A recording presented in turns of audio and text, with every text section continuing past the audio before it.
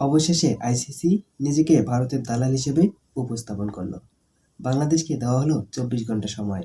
এর মধ্যেই জানাতে হবে বাংলাদেশ ভারতের মাটিতে বিশ্বকাপ খেলতে যাবে কি যাবে না। কি করা উচিত বাংলাদেশের?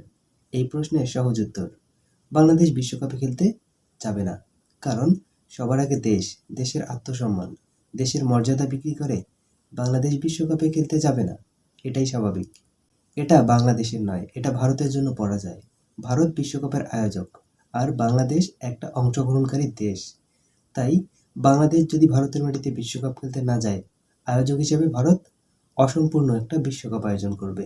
তাই বাংলাদেশের জন্য কোনো ক্ষতি নেই, হয়তোবা ক্রিকেটের জন্য একটু খারাপ লাগবে, তবে সবার আগে দেশ।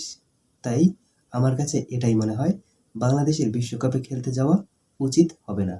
বন্ধুরা, আপনাদের কাছে কি মনে হয় কমেন্টে জানিয়ে দিন। সম্ভব হলে চ্যানেলটিকে সাবস্ক্রাইব করে পাশে থাকবেন। ধন্যবাদ সবাইকে।